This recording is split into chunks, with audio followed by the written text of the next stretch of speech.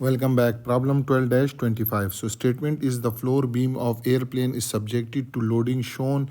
Assume that fuselage exert only vertical reaction on the end of the beam. Determine the maximum deflection of beam. EI is constant. So you can see this is the beam and this fuselage acts a vertical reaction force, and there is a uniformly distributed load over the length of 8 feet. So you have to find the maximum deflection. So due to this loading, the beam will deflect like this. So what we have to find is this maximum deflection. So let's start with the solution.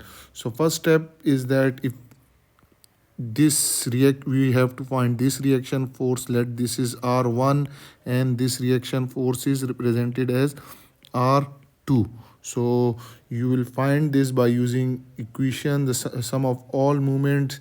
Let this is your point 1 and this is your point 2. So sum of all moment about point 2 is equal to 0, and taking the counterclockwise movement as positive. So about point 2, first moment is R1 into perpendicular distance is this 12 feet, and this is producing clockwise, so it will be negative.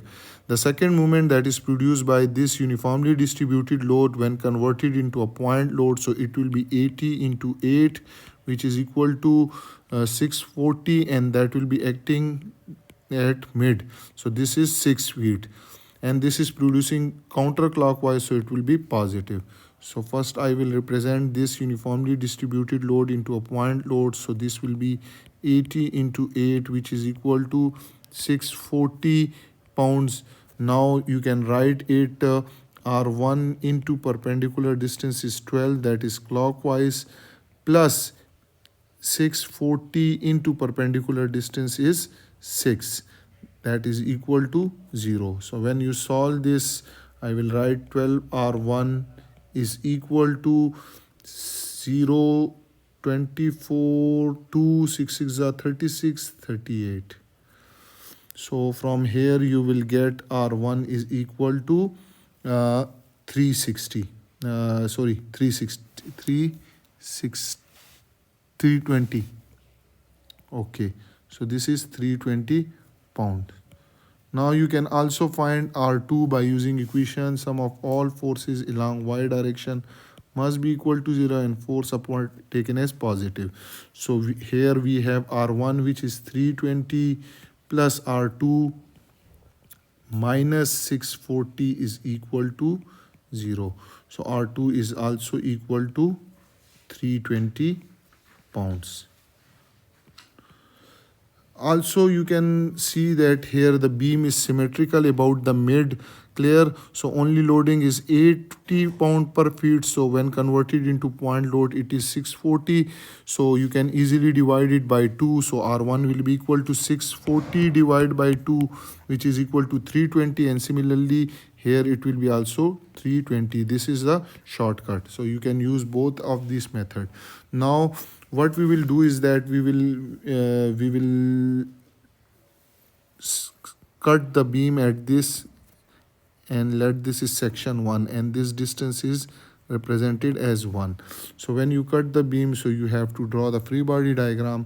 So again you can see that here you have R1, clear, and this R1 is 320 pounds, and this distance is taken as x1.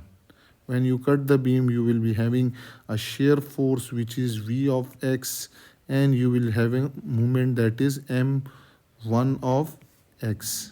Okay. Now you can find this reaction force by equilibrium condition, that sum of all moment and this point is 1, about point 1 is equal to 0, and taking the counterclockwise movement as positive. So 320 into perpendicular distance, which is x1, this is producing clockwise movement, so it will be negative, plus this external movement m1, which is counterclockwise, their sum must be equal to 0.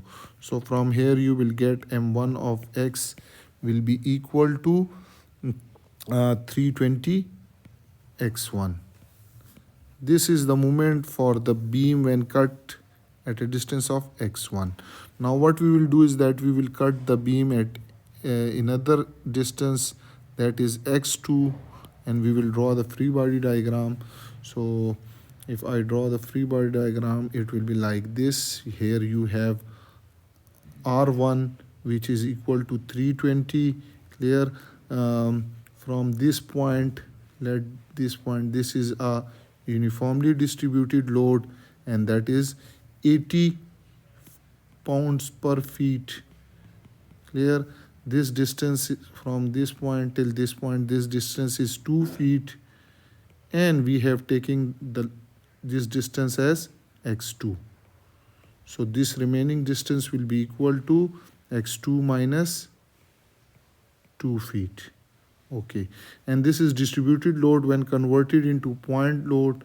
So this will be equal to 80 into the length over which act, which is x2 minus 2. And again, that will be acting at a distance of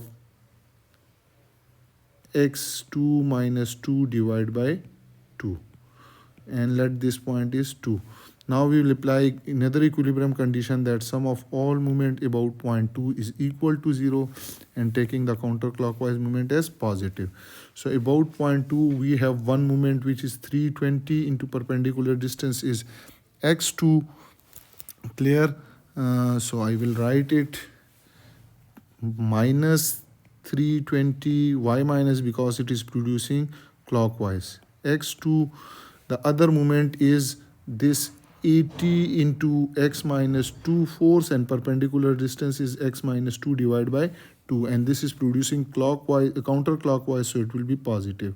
So 80 into x2 minus 2 is force, and perpendicular distance is x2 minus 2 divided by 2. The third moment is, again you can see when you cut the beam you will be having a shear force which is V2 of x, and you will having a moment which is m2 of x, and that is clockwise, so it will be positive. So m2 of x is equal to 0.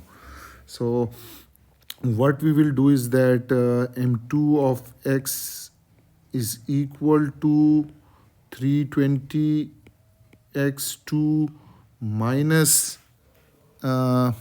80 into x2 minus 2 whole square divided by 2.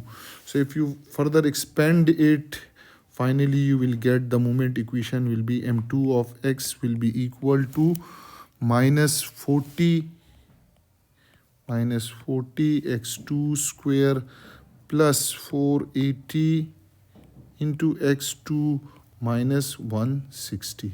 So this is the moment equation for coordinate x2. Now we have both the equation. So what we will do is that we know that equation of slope and deflection can be found by using the formula, which is EI into d square v over dx square is equal to m of x. So for x1 coordinate, for x1 we have, I will also write coordinate, we have EI d square v1 over dx1 square is equal to m1 of x, and this m1 of x you can see is 320 x1. Okay, so you can integrate it to get the slope equation. So EI into dv1 over dx1 is equal to 320 x1 square over 2 plus c1,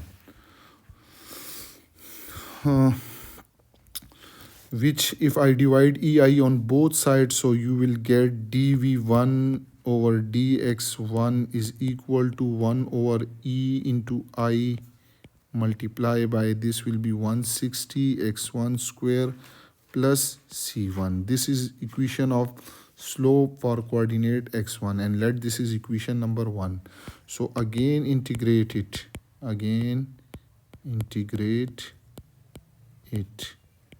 so you will get v1 is equal to 1 over E into I and that is 160 x1 cube over 3 plus c1 x1 plus c2. And further, if you simplify it, it will be 1 over e into I, and this 160 by 3 will give you 53.33 x1 cube plus c1 x1 plus c2. And this is equation 2 is equation of deflection for coordinate x1. Now what we will do is that for x2 coordinate,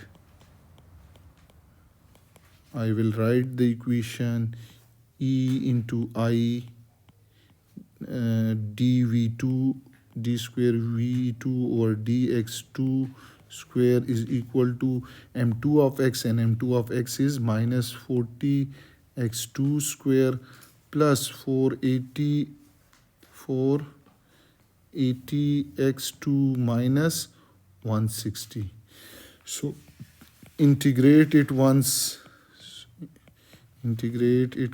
you will get d square v2, d square, it will be dv2 over dx2 into ei is equal to minus 40 x2 cube over 3 plus 480 x2 square over 2 minus 160 x2 plus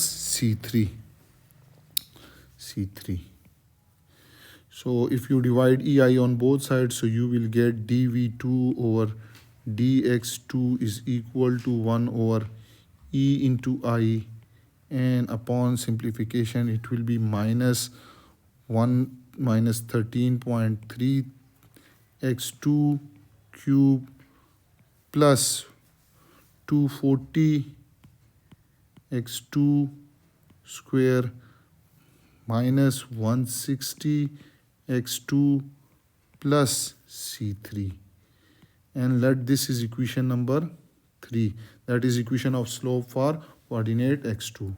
So again integrate,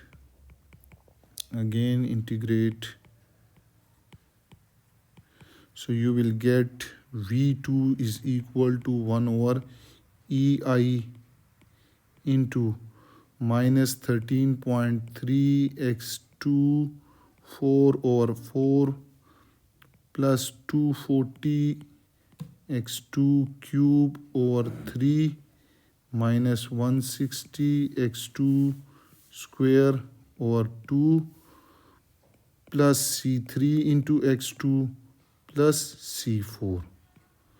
So again, if you further simplify this, you will get v2 will be equal to 1 over e into I, and we will get minus 3.33 x2 power 4 plus 80 x2 cube minus 80 x 2 square plus c3x2 plus c4. And let this is equation number 4, that is equation of deflection for coordinate x2. Now you can see that we have c1, c2, c3 and c4 are unknown constant of integration, so we can easily find them by using boundary condition. So what are the boundary conditions? So first we will check that we have different boundary condition. The first boundary condition is that at x1 is equal to 0, we have v1 is equal to 0. So put in equation number 2, that is about deflection for coordinate x1.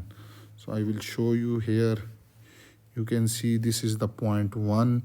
So here x is equal to 0, we have deflection is equal to 0 because here we have a support. So when you put it in equation number 1, you can see that this is equation 1. So x term will be 0, v1 is equal to 0. It means that c2 is equal to 0. So I will write C2 is equal to 0. Okay.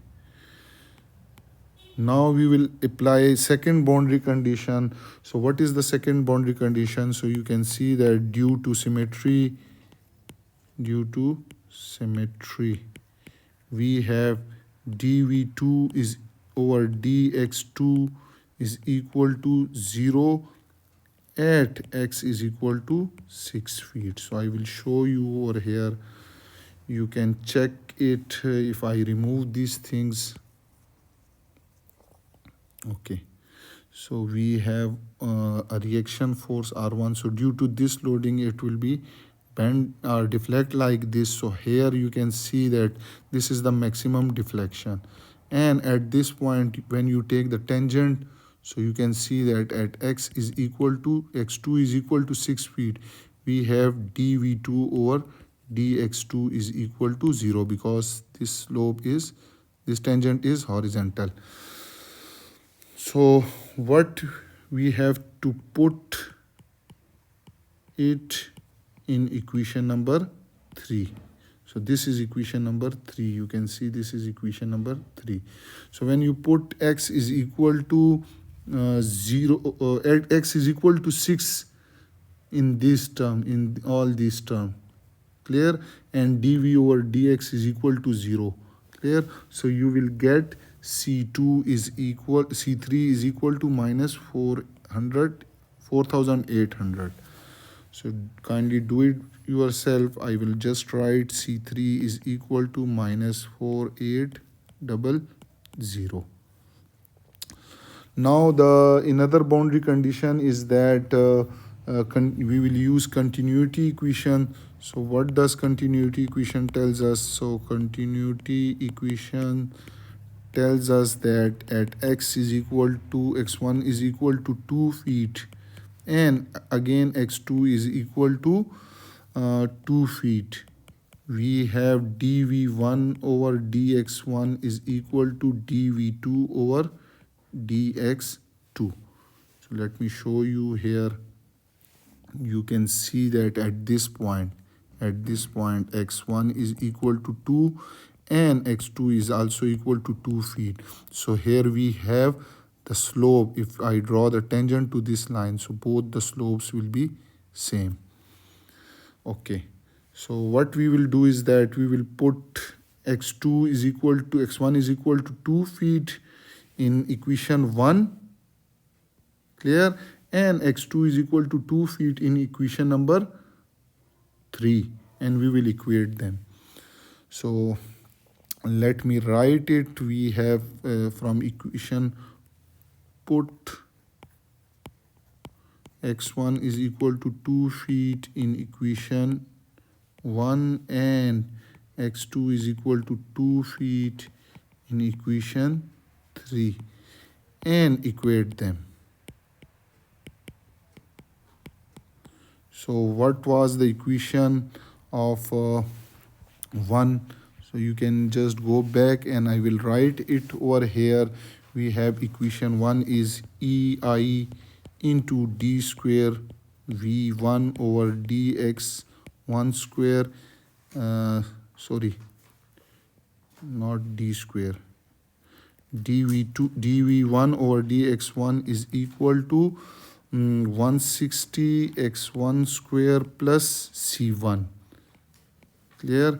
And equation 2, this was equation number 1, let me write it, and equation 2 was EI into dv2 over dx2 was minus 13.3 x2 cube plus 240 x square x2 square minus 160 x2 plus c1, clear. So now put x is equal to x1 is equal to 2 feet in this equation and x2 is equal to 2 feet in this equation, and we will equate that. After equating them, you will get, I will just write it, you will get sorry, you will get 640 plus C1 is equal to minus 106.67 plus 960 minus 320 minus 4800. Okay, this is C3. Let me show you. This is C3. Okay, and the C3 value is minus 4800. So when you solve this, you will get C1, and C1 will be equal to minus 4906.67. Now you have C1, C3 and C2. What about C4? So for that we will use the boundary condition x1 is equal to 2 feet is equal to x2. At x1 is equal to 2 feet and x2 is equal to 2 feet, we have v1 is equal to v2. So let me show here the same point. At this point you have this deflection, which will be equal to v1 is equal to v2. So again you have to put it in equation number 2 and 4. So put x is equal to x1 is equal to 2 feet in here, and x2 is equal to 2 feet, and put the value of c3, c2 and c4, c1, and equate them. So I will write put x1 is equal to 2 feet in equation number 2 and x2 is equal to 2 feet in equation 4. After putting the value, equate them. So I will just write direct values. So when you put x1 is equal to 2 feet, so it will be 426.67 minus 9813.3 is equal to minus 53.3 plus 640 minus 320 minus 9600 plus C4.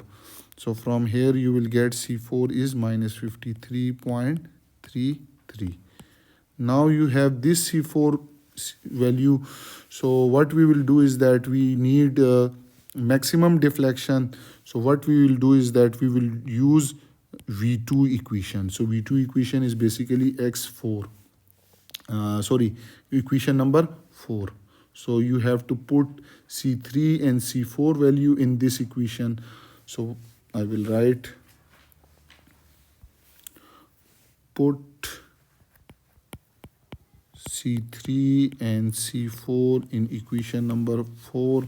So you will get the deflection due to coordinate 2 is equal to 1 over EI into minus 3.33 x24 plus 80 x2 cube minus 80 x2 square minus 4800 x2 minus C4, which is 53.33, and this is minus 4800 into x2. Okay, let me check it. C3 is 4 minus 4800. So this is actually my C3. Okay. Now what we have to find maximum deflection. So maximum deflection I have already shown you above occurs at x2 is equal to 6 feet. So let me show you again. Now you can see here this I have written that x2 is equal to 6 feet. We have maximum deflection and x2 is this. So put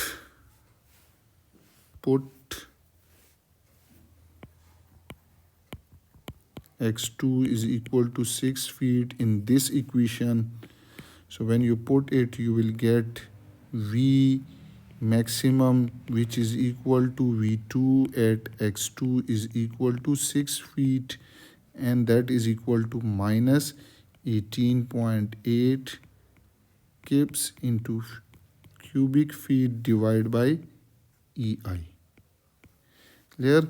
So this, there is a negative sign over here. If you want to remove this negative sign, so it will be 18.8 kips into cubic feet divided by EI, and this deflection will be downward. So this is the answer. Clear?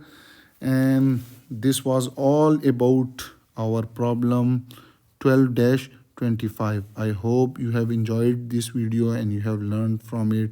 Those who are new to my channel, then subscribe it and press the bell icon so that you can get notification about my latest video.